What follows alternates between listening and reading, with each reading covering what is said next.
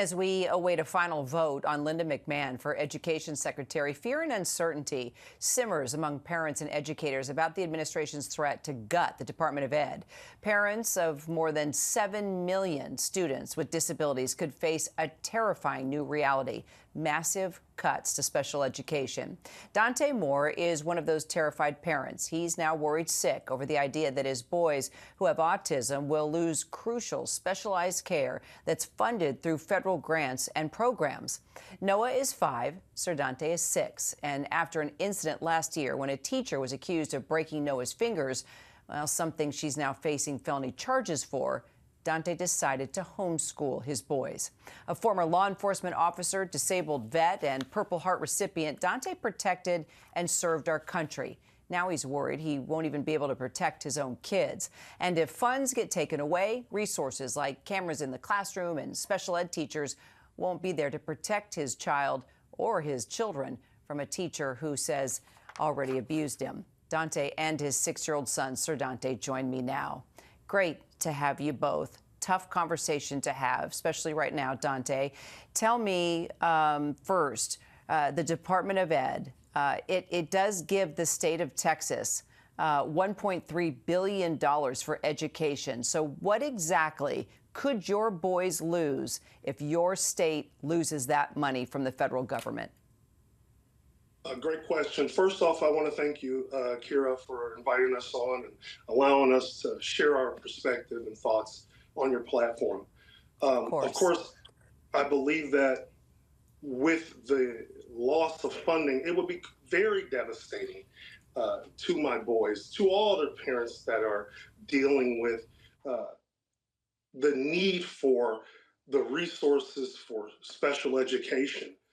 You know, the Department of Education, of course, was created in 1979, and we understand that part, and we're so appreciative of all the things that the federal government has thus far done for two, namely programs that we relate to very dearly. And of course, that is the IDEA program, Individuals with Disabilities and Education Act, and of course, Title I, because not only do I have 2 children with intellectual disabilities, namely autism, I have a son who's an aspiring doctor. You know, so Title I, and amongst other programs, you know, help him receive those Pell Grants and things like that so that he can move forward with his academic career and hopefully become a doctor in the coming years. Wow, you have a lot going on with all your kids. Sir Donte, I want to ask you a question, if that's okay. Do you miss school, buddy? Yeah? Do you miss your friends? Do you want to go back to school? Do you want to go back into the classroom? Yeah. Yeah.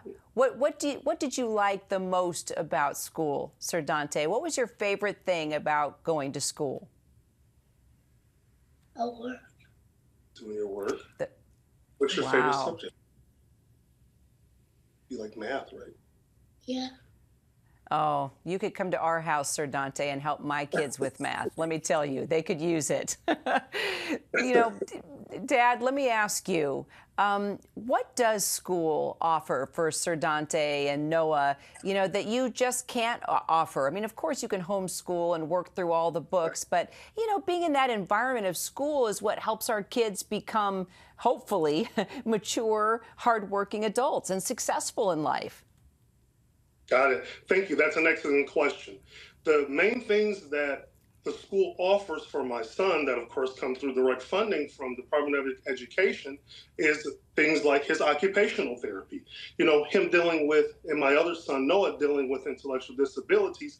Sometimes they need to learn how to properly hold a pencil, you know, use a proper pencil grip, knowing how to, you know, cut with scissors properly, things that some people take for granted.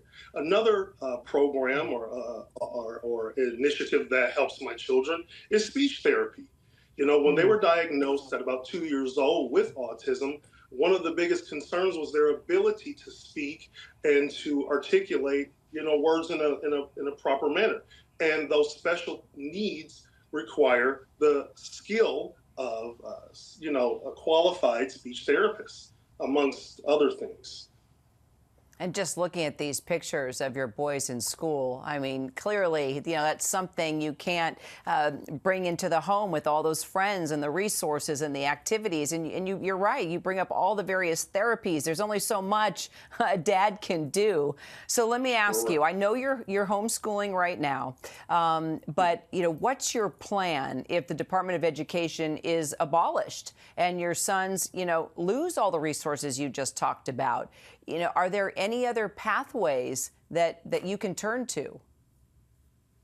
Again, another excellent question. These are things that my wife and I, do think about and try to brainstorm on a daily basis. What will and can we do if we don't receive those needed, therapies and different programs that will help advance our children? And the answer is, I am in the dark on that. I am not sure yet. The only thing that I've found in recent times is there are, small coalitions that try to come together, and, they have different Facebook groups and things like that we have reached out to, and, to seek certain guidance that way. The problem that I've been seeing is, families like ours, are not in the wealthy 1% and 2%. So there are unfortunately realities that we would need as much assistance as, we all could, and after, thank you for acknowledging my service to our country, but even things like that, I did my duty. I took that same oath that most public officials have to take, where I have to support and defend and uphold the Constitution of the United States of America. And to me, that feels like something that, also trickles down to the Department of Education with regard to, again, those two, God bless you, those two programs that I've talked about, Title I and IDEA. Well, you took on that battle in Iraq, and now here you are back home battling education for the sake of your children. If there's a warrior that's going to make something happen, it's going to be you.